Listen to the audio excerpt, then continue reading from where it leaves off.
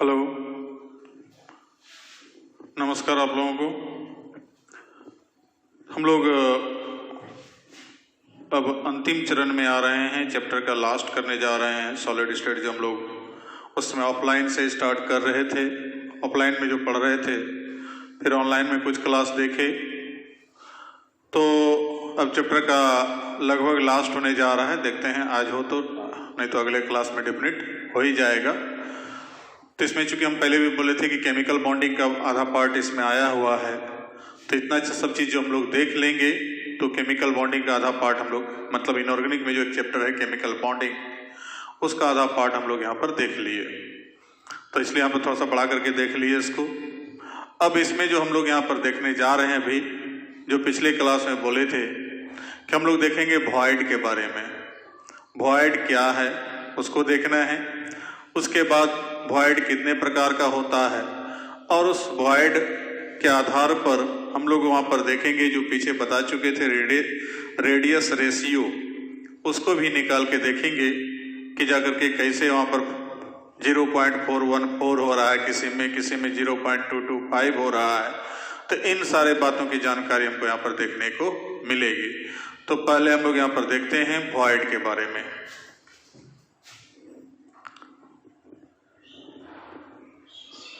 Void Hindi में बोलते हैं, इसको पढ़े होंगे आप रिक्तिका के नाम से या रिक्त के नाम से।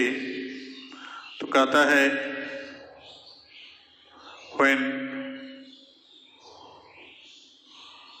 particles are arranged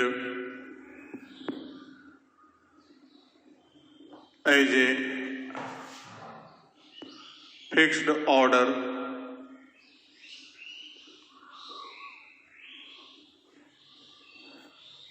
then some vacant space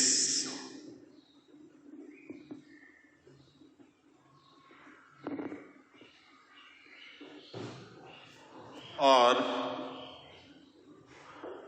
remained among particles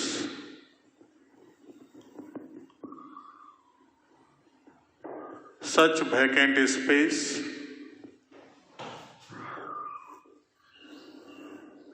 is called void। उस वैकेंट स्पेस को हम लोग क्या कहते हैं? वॉइड। जब सभी पार्टिकल को हम लोग अरेंज करते हैं, जो क्लोज पैकिंग पूरे पीछे हम लोग देखे थे, तो क्लोज पैकिंग में हम लोग HCP, CCP वगैरह सबका 3 डायमेंशनल स्ट्रक्चर देखे थे।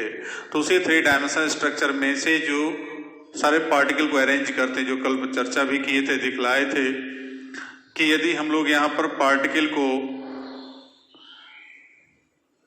1 by 1 के रूप में अरेंज करें तो ये स्पेस कहलाएगा वॉइड। और दूसरा,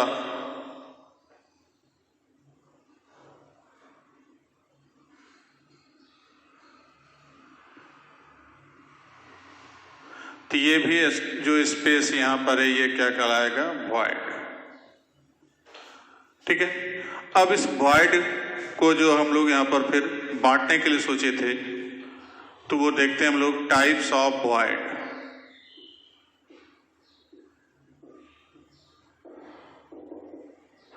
it has following types.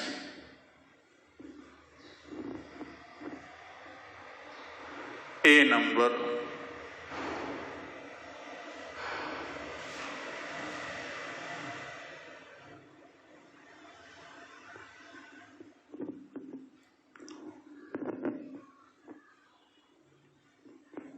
trigonal, void, when 3 particles are arranged in one plane, then obtained void is called trigonal void। तीन पार्टिकल को जब हम लोग एक अरेंज कर रहे हैं एक ही प्लेन में, तो ये जो बीच में आकृति बना, तो इसको कहते हैं हम लोग ट्राइगोनल वॉइड।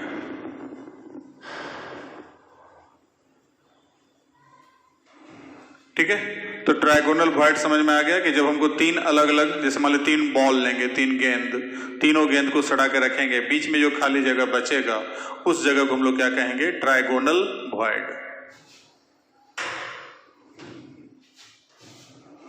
दूसरा,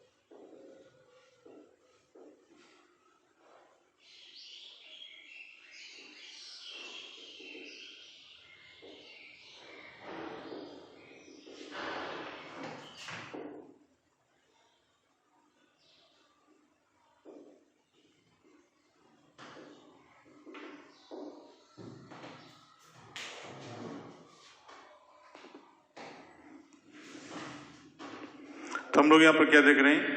कहता है कि when particles in any crystal are arranged as three dimensional, तो तीन त्रिविमीय संरचना के रूप में यदि हम सभी पार्टिकल को सजाते हैं, and tetrahedral shaped vacant space is remained, यदि हमको चतुष्कोणीय एक वैकेंट स्पेस हमको यदि वहाँ बच जाता है बीच में, सभी पार्टिकल्स के बीच में, तो उसको हम लोग कहेंगे टेट्राहेड्रल वॉइड। तो इस प्रकार के वॉइड का जो निर्माण जब भी होगा तो थ्री डायमेंशनली हम इसको अरेंज करेंगे पार्टिकल्स को, तब।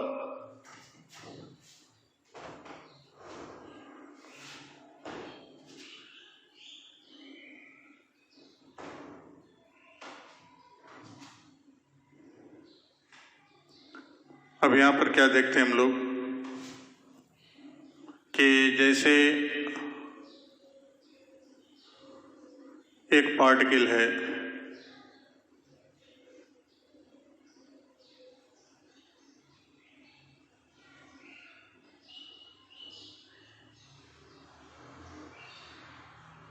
अब इसके ऊपर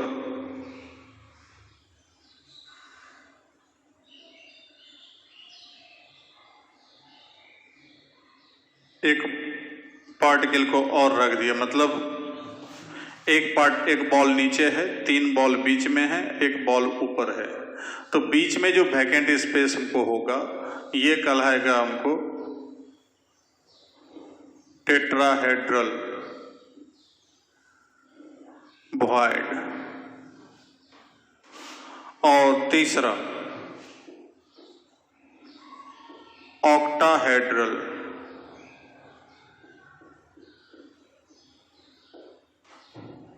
इसमें क्या है कि after arrangement of particles as three-dimensional condition,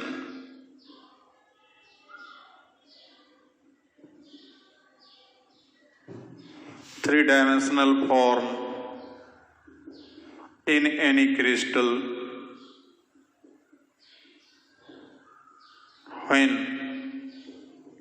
octahedral shaped vacant space is remained, then such void is called octahedral void।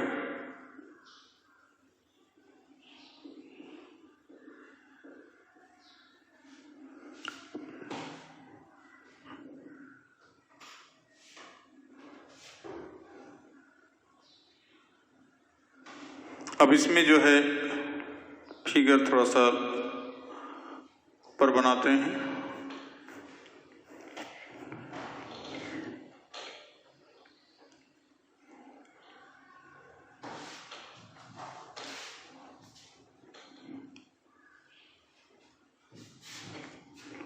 कि यहाँ पर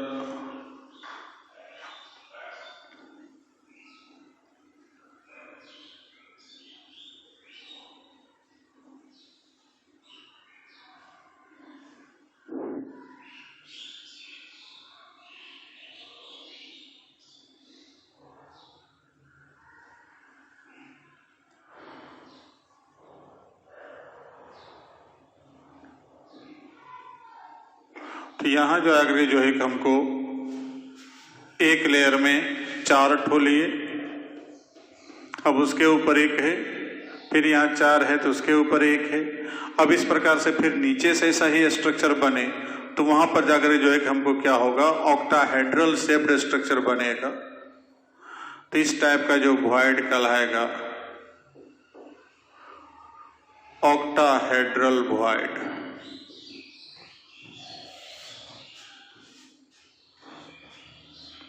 मतलब जैसे यहां पर है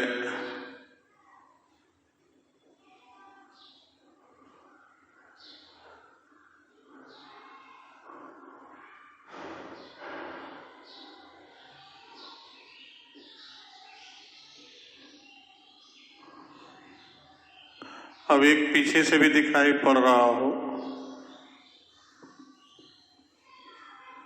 तो इस प्रकार से 4 इधर से 4 इधर से 8 पार्ट हमको यहाँ पर टेट्राहेड्रल का 2 टेट्राहेड्रल मिल करके तो वो हमको शेप क्या बनाएगा, हमको octahedral void.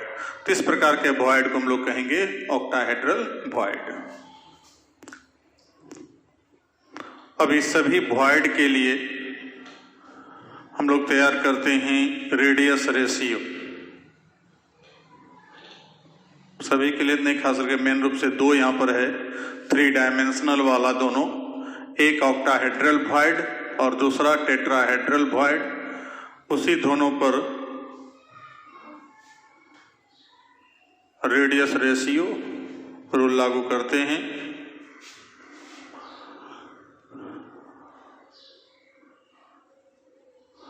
डिटरमाइनेशन of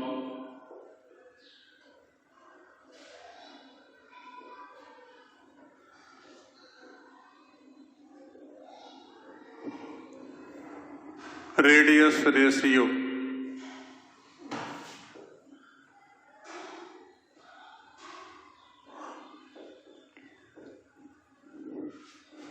A number for octahedral void।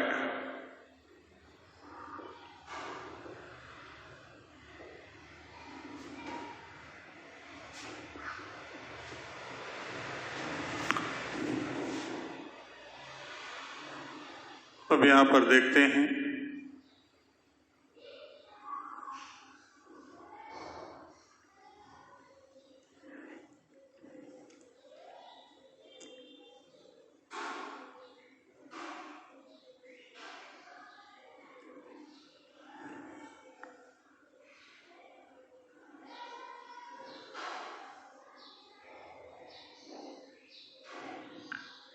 अब इस बीच में एक छोटा गोला बन रहा है।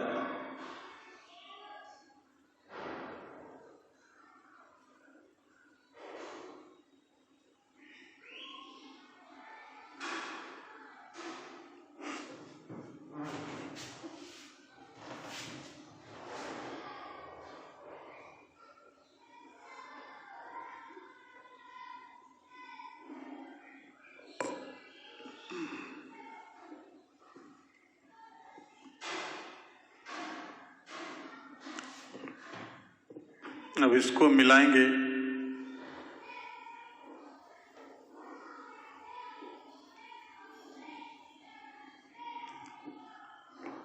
विकर्ण के रूप में होगा।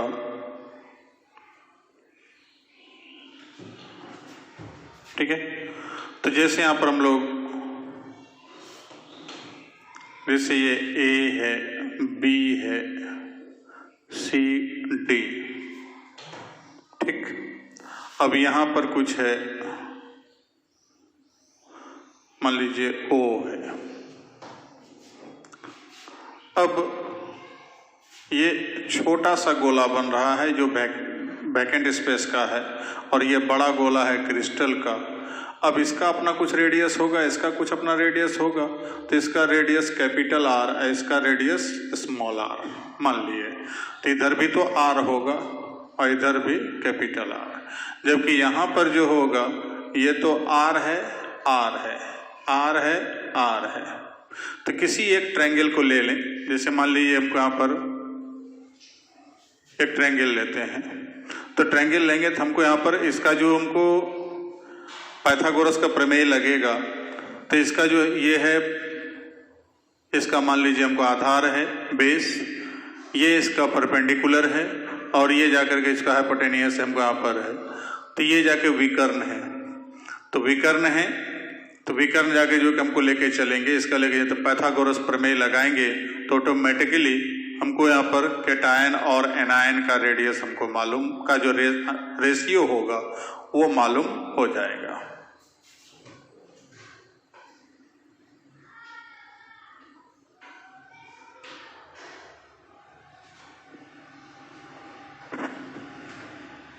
According to figure,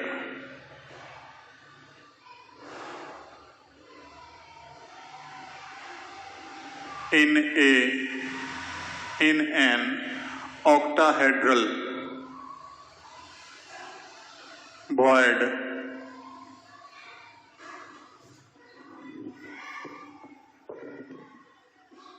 a small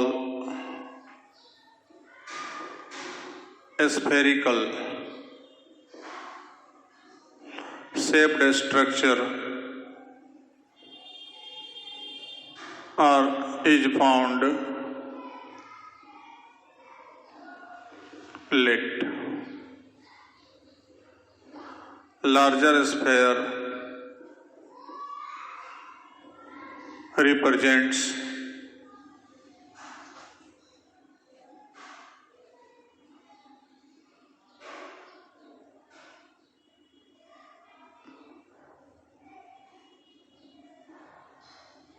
about anion, and a small central sphere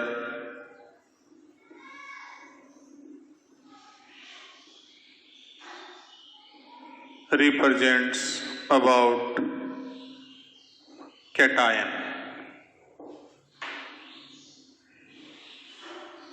Radius of cation equal to small r, and radius of, जिसको हम लोग r प्लस वहाँ बोले थे या r कैटायन बोले थे, उसके जगह पर यहाँ पर स्मॉल r लिए। अब radius of anion R minus या आर एनायन, इसको capital R. Now from figure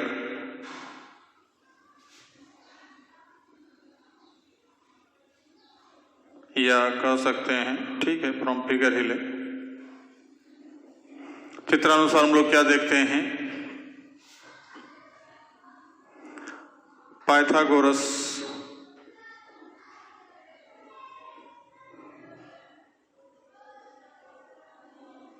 theorem is applied for triangle BCD.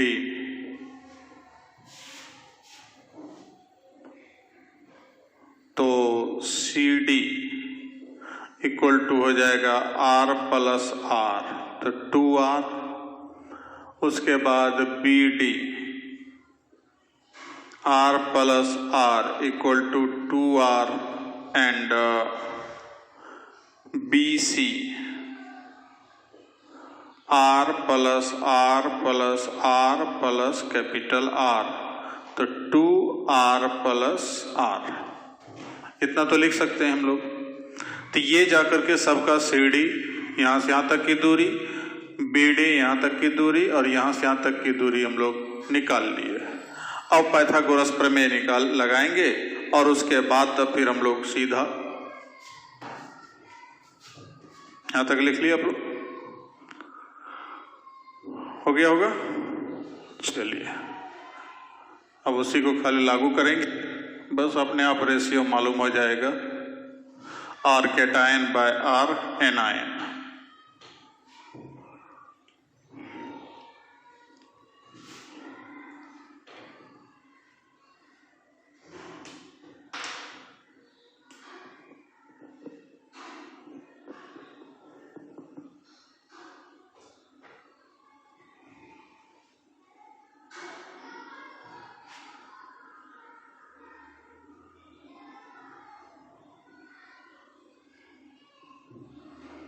तो यहाँ हम लोग देखते हैं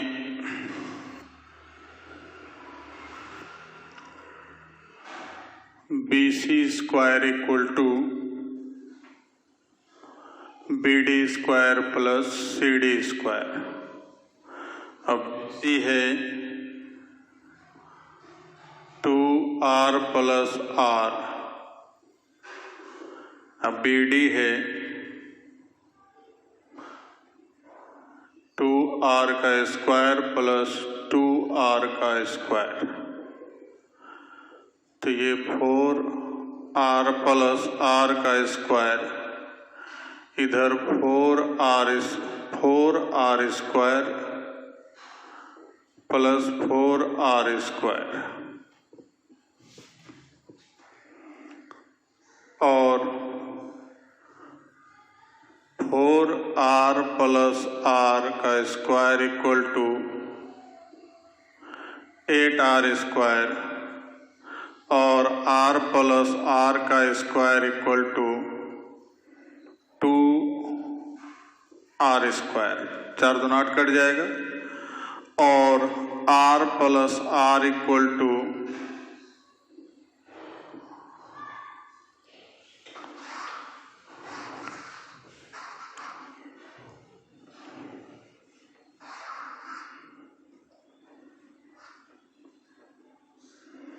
और R plus R equal to √2R। Now on dividing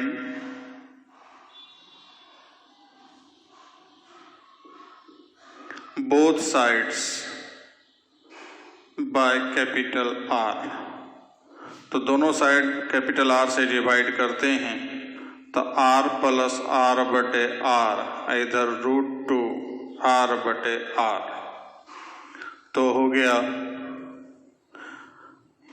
तो ये हो जाएगा R by R plus R by R, और इधर जाके कैंसिल हो जाएगा √2, तो ये बचेगा 1 plus R by are equal to √2 और R by are equal to √2 minus 1।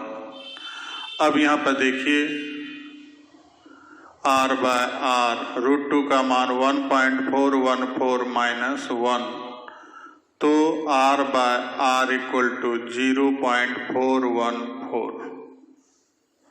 Therefore r cation by are anion equal to आ गया 0.414। ये रेशियो निकला। ऑक्टाहेड्रल वॉइड के लिए जो यहाँ पर फिगर में दिखलाई पड़ा था,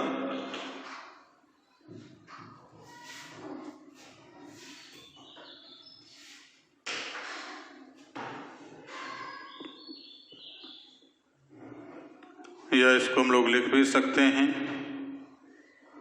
R equal to 0.414 capital R।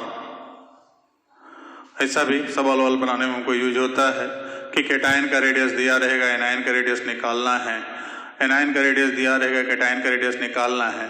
तो ये इसको एक बार फिर से समझ लें कि यहाँ पर जाकर के जो है कि हमको BC से BD इसको सबका मान खाली रख दिए, सॉल्व किए, तो सॉल्व करने के बाद इतना आया। अब दोनों साइड कैपिटल R से डिवाइड किए तो R यहाँ इसको तोड़ दी एकदम पूरा एक एक करके।